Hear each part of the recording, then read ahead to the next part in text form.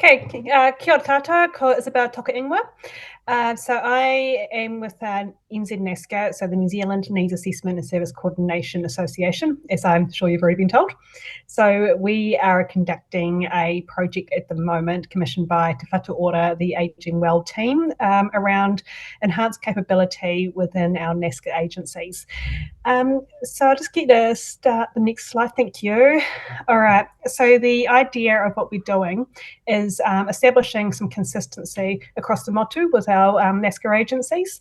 At the moment, we're sort of still in the DHB land, shall we say, with 20 regions doing things a bit differently. Now what we're looking at doing is just bringing that bit of consistency across the board there, so that whilst not everyone's going to do exactly the same thing in every NASC, it is going to be, you can expect the same service between localities, between locations. So we are sort of advising of best practice and making recommendations as to what best practice might look like, understanding that it's going to be done a bit differently. So this piece of work in particular is around looking at the journey of a client when entering care. So what we've done by doing that is identify areas of consistency in entry to care for the InterRAI assessments, create a profile at each level of care, and identify the key triggers as indicators for each level of care. So looking at CAPS, outcome scale scores, and what those key points are that really do tell us that that's likely to be a rest home or a hospital, etc. So for this purpose, the key questions we're asking are: what does a profile of client entering and or changing levels of care look like? And does InterRAI data support our understanding of what this should look like? Can I get next, please? Thank you.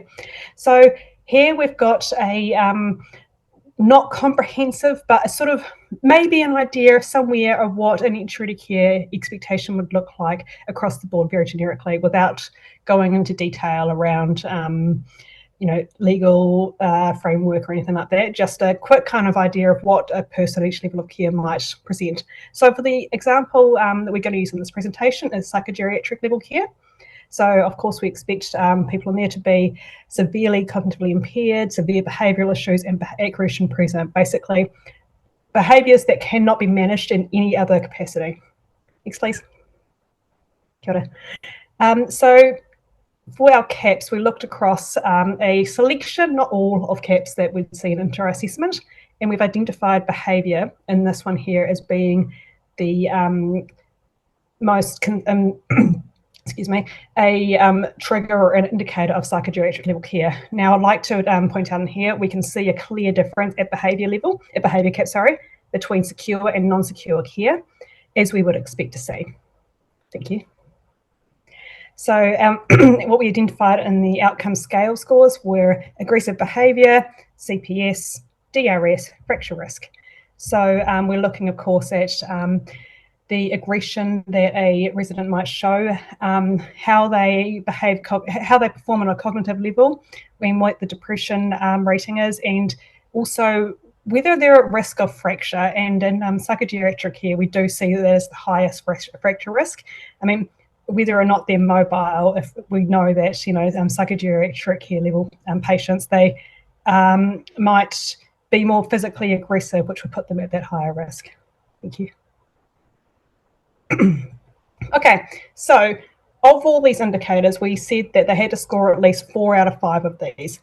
Now, we can see here that 62% of all psychogeriatric level care assessments at a completed in home care assessment do trigger 4 out of 5 of those, compared to the 32% the dementia level.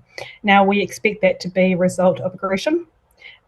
So just showing here that they do this particular practice is consistent with what we expect to see currently in a psychogeriatric care. Now, again, the low scoring of hospital and rest home level client is consistent with the expectations of these indicators as well. So we're only seeing 1% of rest home level care clients exhibiting those indicators. Fantastic. It's exactly what we want to see. We'd be quite alarmed if it were the other way around. Thank you.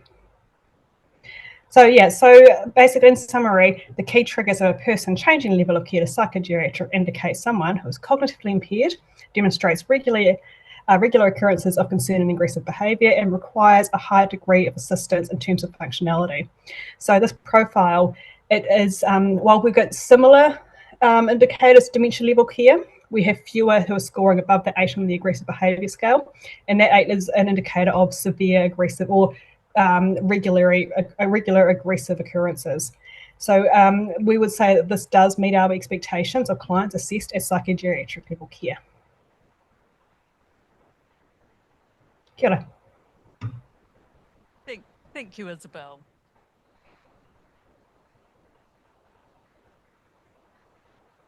Gary, you have a question? Thanks, Isobel. Oh, yes, I better stand up. Thank you.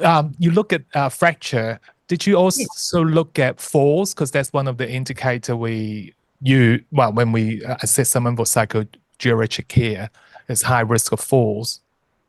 Okay, so that's something you use, yeah. So I see here that falls, we do score the highest in psychogeriatric care for those falls. We've got 65% roughly across the board. Now, we didn't include that because what we'd have to see is someone who's triggering that falls cap, and just because they are triggering that, they don't always end up at psychogeriatric care, if that makes sense. So a lot of them end up in hospital level care, but it's a developing piece of work that we are still undergoing. We're still only a few months, we're several months actually away from our deadline here. So that's certainly something that we are looking further into. So you were working with items that do become quite specifically indicative for a particular area where we know they may be quite high indicators from InterRAI and other levels of care as well, which makes it complex, doesn't it? It does. The approach we're taking at this is sort of why psychogeriatric care and not dementia level care.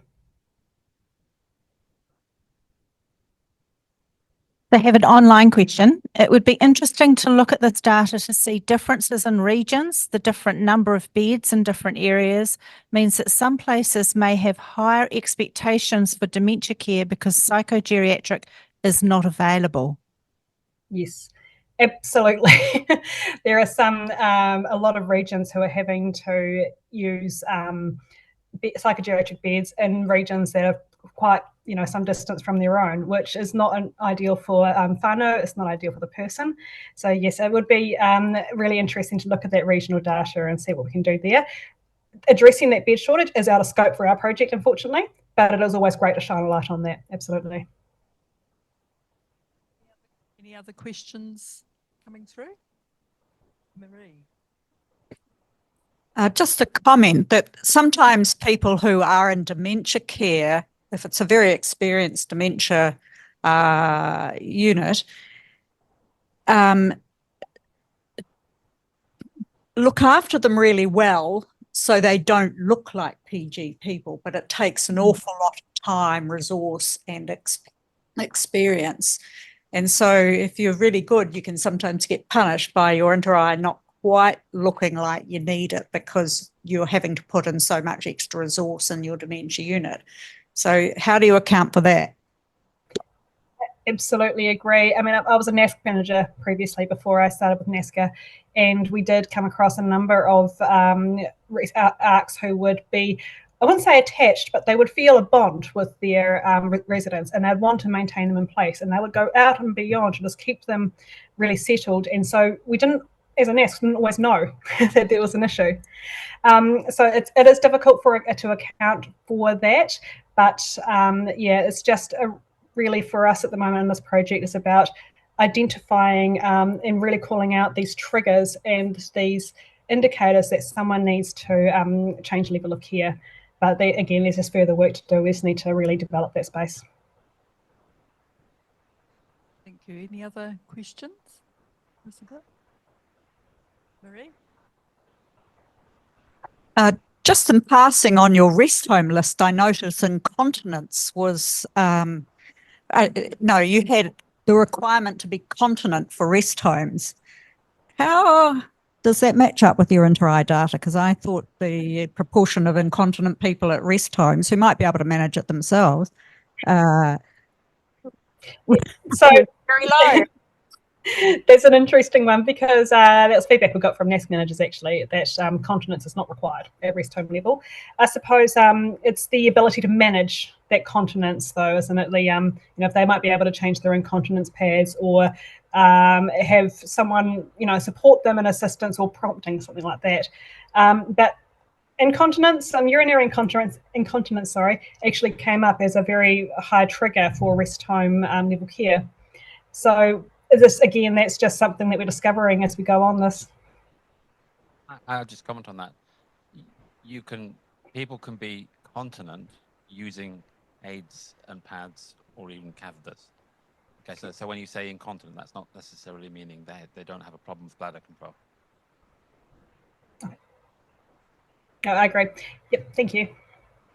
And I think, Isobel, you've spoken to what has been, where we've come from, and looking at where, using the InterRAI data, where we could go to in terms of being able to identify those needs to go in. Because as you say, continence is obviously a really big issue for people in the community and part of the journey towards not being able to manage self-care over 24 hours.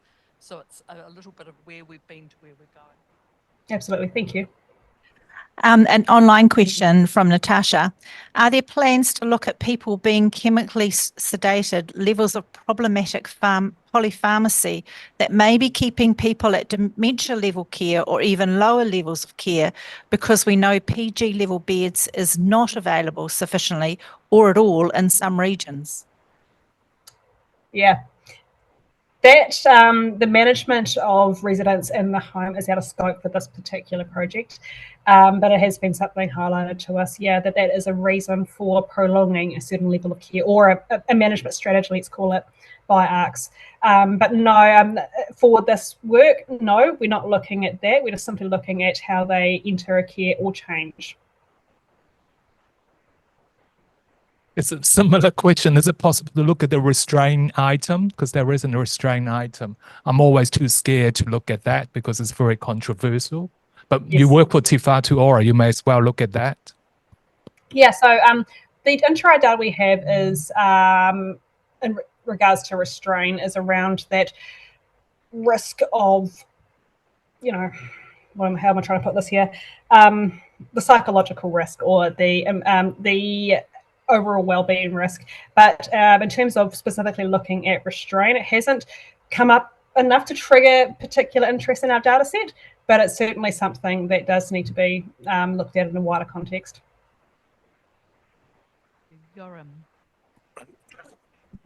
Natasha's comment, we know that, for example, in Southland, it has been formally asked of psychogeriatricians to actually sedate people at rest home level of care because there is no psychogeriatric availability, beds availability.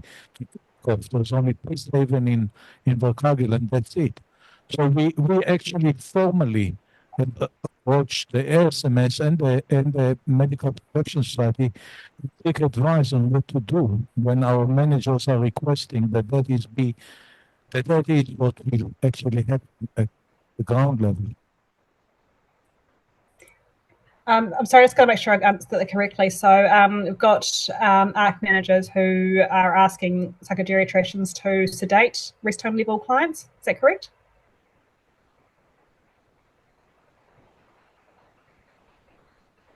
Due to the lack of bed capacity. Okay. Yep. Okay. That part is certainly out of scope for this work. We're not looking at how residents are managed in place.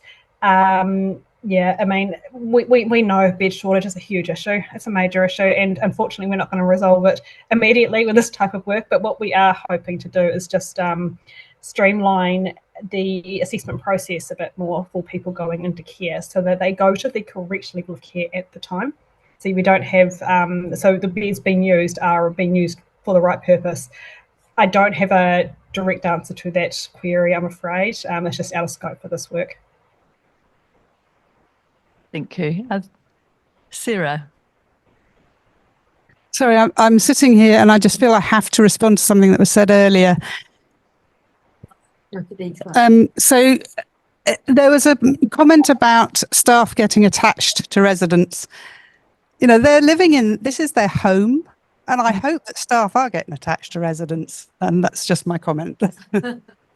No, absolutely agree. I mean, we have to look at this, as you say, as their home, and no one wants to move from their home. So we put them into care. We hope that's going to be it. We hope that is going to be remaining their home. Unfortunately, it's not always the case, as we know. And but we really must shout out a mihi to our ARC managers and staff who do all they can to maintain that.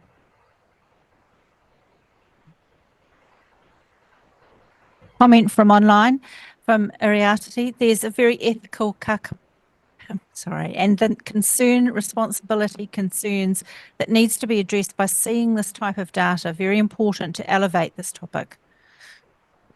Yep, absolutely. I mean, it's been a really rewarding experience for me to look at this data because it's brought certain issues to light. I mean, yeah, and I think it's great that we have the opportunity to escalate this to Te Whatu Ora. Question? Comments? Isobel, thank you very much. That's been a really interesting presentation and certainly generated lots of discussion. So we hope that we will hear more from you when you come to the end of this piece of work as well with your final outcomes. Thank you. Yeah, kia ora koutou, everyone. Thank you so much for having me.